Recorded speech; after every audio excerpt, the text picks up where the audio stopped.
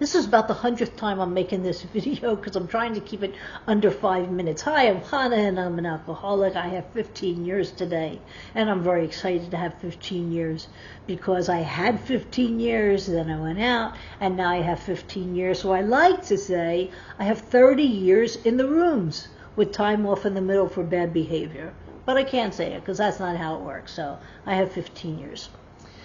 Why did I pick up? I picked up because I started hanging with the wrong people. I stopped working the steps. I stopped living in the steps. I was going to school. I was living in Judaism. I had a Rav, but I stopped working the steps. When you stop working the steps and you're an alcoholic, you're going to implode. At least that's what happened to me. And I became obsessed with the thought of drinking, with the thought that I can, and just having a sip on Shabbos, and I decided to do that. So when it was time to drink wine on Shabbos, I did, and that's all I wanted to do, and maybe have a shot if somebody's sharing some words of Torah. Well, I did that for a couple Shabbos, and after a while, every day became Shabbos, if you know what I mean. And the next thing you know, my life was in a spin. And it was out of control. I thought I could control my alcohol consumption, but my alcohol was literally controlling me. The best I could do was not drink until after work. That was the best I could do. But the second it was 4 o'clock and I was done work, that was it. That was it. And I had that same ethic when I was an alcoholic before, because the second I found out I was pregnant, which for me is like work, I didn't drink, I didn't smoke, I didn't do anything. So I gave those kids the best chance that they could. But the second that kid popped out, I was like, could you roll me a joint? Can you pour me a drink? Right? My doctor was like, oh, she must be like, still woozy from giving birth. Natural birth. I don't think I was woozy. So the bottom line is, I got myself some really good sponsors, and they taught me how to work the steps. None of my sponsors worked the steps the same way.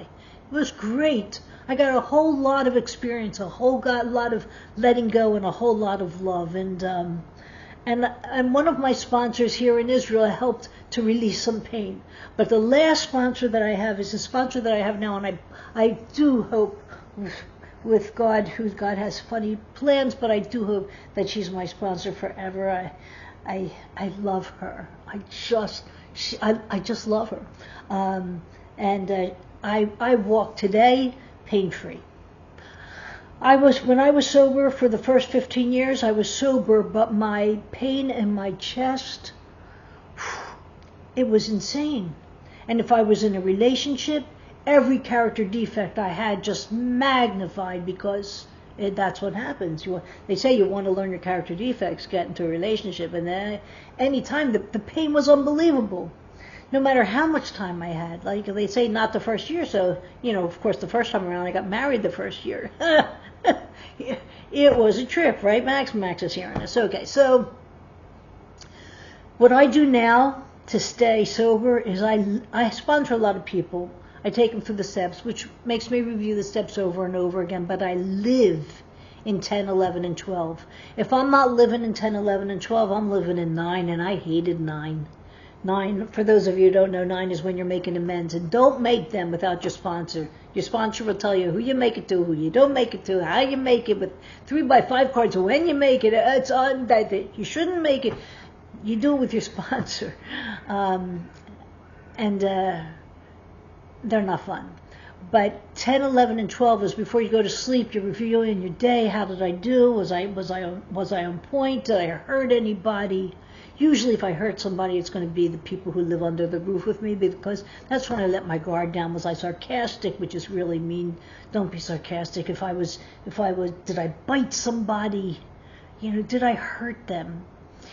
If so, I have to make an amends for that before I go to sleep or first thing in the morning. And I make a list of what I need to do the second I wake up. Then I wake up and I do the second half of 10. And I'm like, okay, what do I need to, I got to make amends to this person, that person.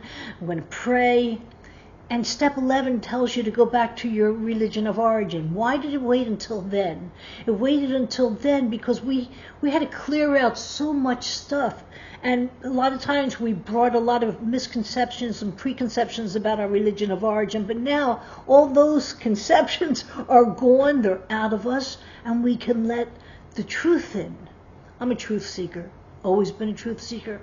Always will be a truth seeker. So if you want the truth, give me a call. If you don't, stay away from me. Anyway, I love you guys. Thank you for letting me share. I wish you all another day. I wish you all a good sponsor. I wish you all a life of working the steps and living the steps and returning to your religion of origin. Oh, that is my timer. It is time to go. Bye, guys.